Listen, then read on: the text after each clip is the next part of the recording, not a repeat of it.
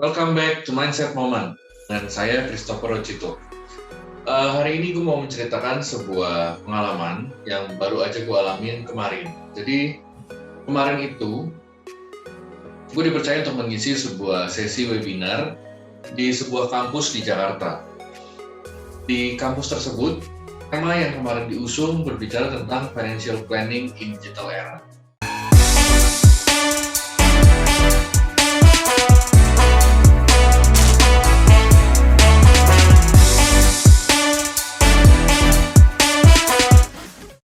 Narasumbernya ada dua orang, salah satunya adalah gue sendiri dan juga satunya lagi adalah seorang dosen yang sebentar lagi akan sedang menjadi S3, sedang mengurus disertasinya untuk memiliki gelar S3. Turns out, ternyata dia adalah teman seangkatan gue waktu kuliah dulu dong. Sama-sama lulusan BINUS. Oke, jika cerita, kemarin kita membicarakan tentang financial planning kan. Nah, gue mau mulai slide gue dengan sebuah statement bahwa perencanaan keuangan bukanlah sesuatu hal yang menakutkan. Seringkali orang menganggap perencanaan keuangan adalah hal yang teknis dikarenakan di dalamnya terdapat banyak jargon yang berhubungan dengan financial. Padahal, yang paling challenging dalam sebuah perencanaan keuangan bukan hal-hal teknis tersebut, melainkan lebih ke arah perencanaan emosi, perencanaan mental. Pengaturan emosi sangat penting dalam hal perjalanan keuangan setiap manusia.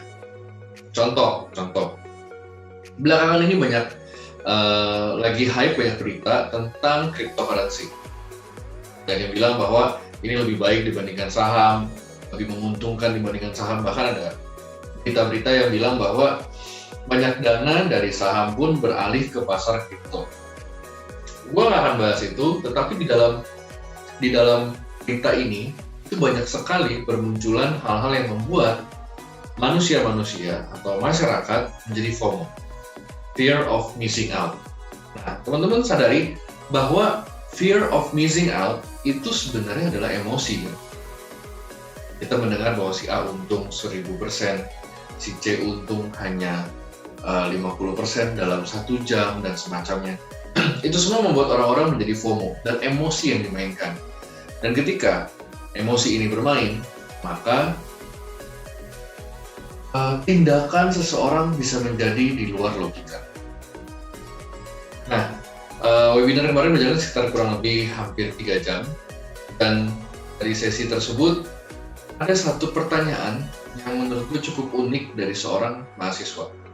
Dia bertanya seperti ini, Pak, di masa seperti ini di mana pandemi itu mengganggu banyak keuangan masyarakat, sedangkan orang tua saya tipikal yang rajin belanja ke tetangga untuk bantu orang.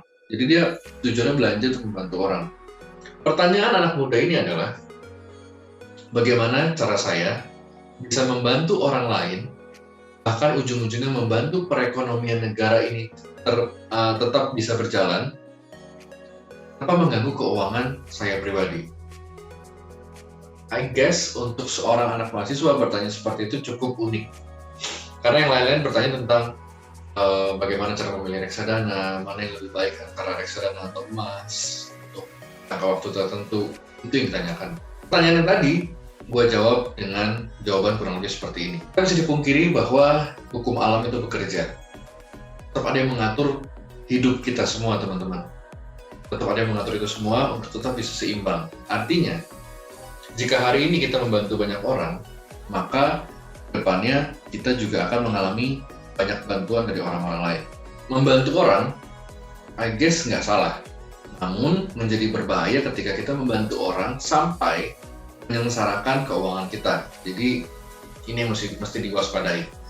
Nah, satu poin lagi yang gue sampaikan adalah bagaimana caranya agar kita bisa membantu perekonomian negara kita terus bisa berjalan.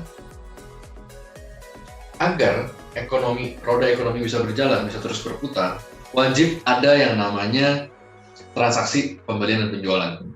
Nah, bagaimana sebuah pembelian atau sebuah penjualan bisa terjadi, transaksi ini bisa terjadi? Tentu jika ada seseorang yang ingin membeli dan ada supply-nya. Yang paling gampang sebenarnya kemarin gue sampaikan ke anak mahasiswa ini adalah paling mudah ciptakan value dari dalam diri kita sendiri. Ciptakan value.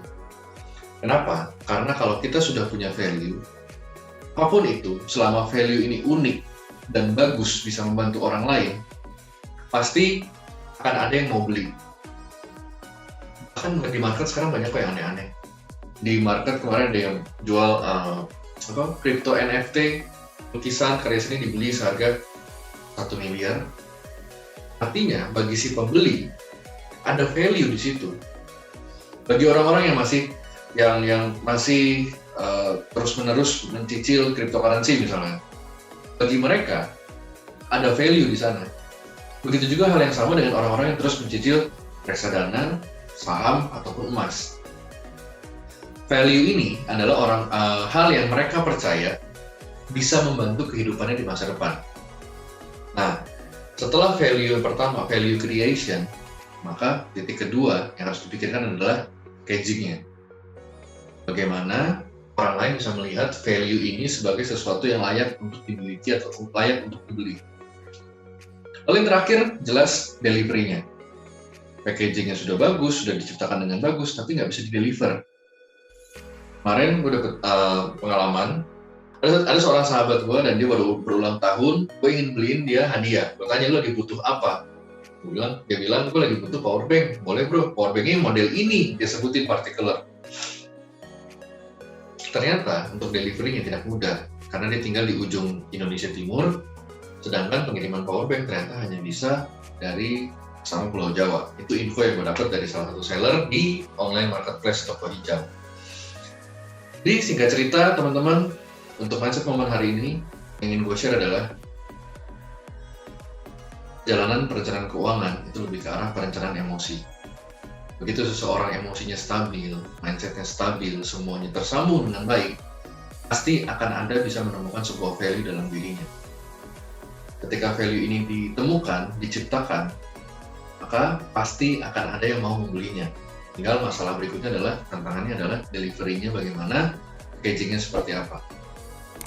Oke teman-teman, semoga mindset momen hari ini membantu teman-teman untuk upgrade diri terus dan bisa survive sampai pandemi ini berakhir. Salam sukses!